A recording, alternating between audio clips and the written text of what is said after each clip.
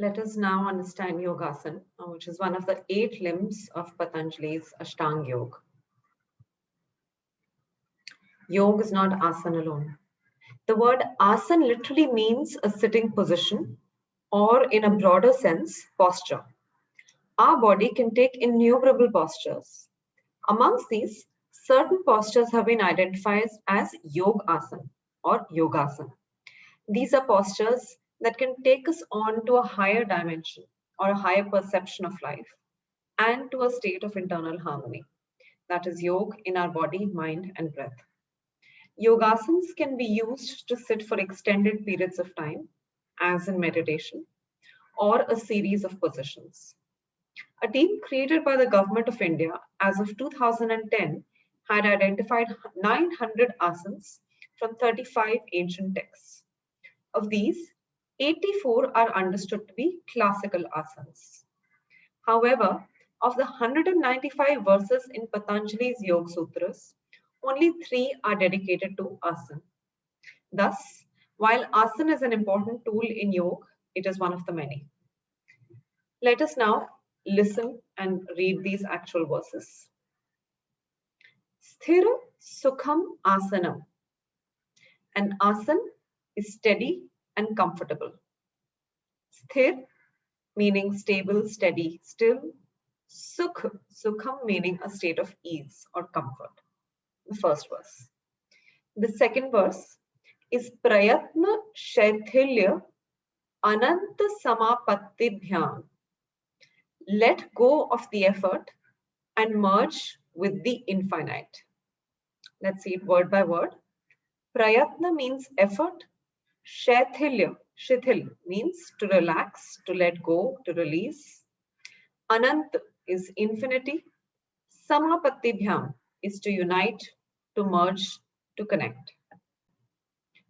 The beauty of these verses is that we can apply them in the narrow sense and in the wider sense. At a narrow level, while performing an asana, our body becomes steady and at ease. Initially, there is some stretch, but in the final posture, we let go of the effort and see our body as merged with the space around us.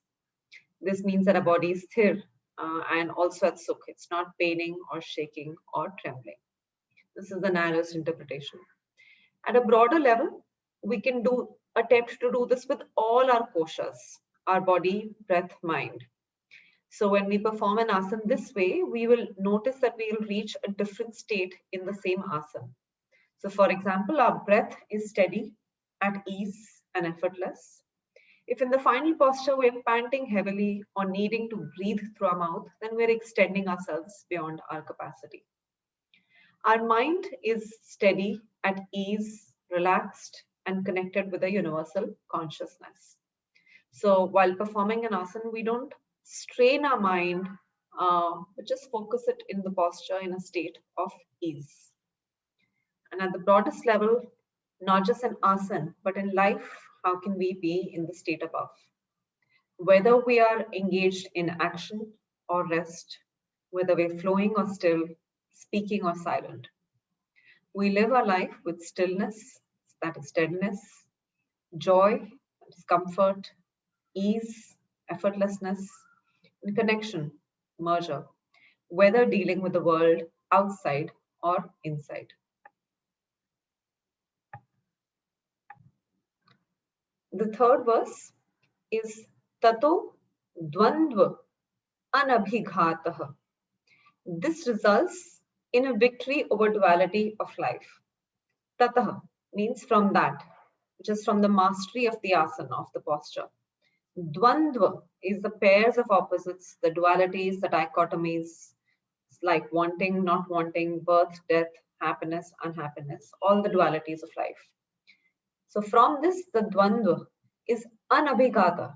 So an means not, abhigata means attack or defeat. So anabhigata means freedom. It's free from attack. That is, there is victory over it, mastery over it. So Patanjali's Yoga Sutras have actually not outlined the asanas mechanically, but the most important principles to keep in mind while performing any of the 84 or 900 odd plus asanas. Even if you apply this interpretation in the narrow sense, just the physical act of performing an asana will become much more than an exercise. It will become a slow motion like dance, leading from one posture to another posture. It will become meditation in motion. Talking about meditation, when we see dharana, dhyan, and samadhi later on, we will see how the same principle of prayatna shaithilya ananta samapatibhyam, relaxing the effort, also is applicable to moving from dharana to dhyan.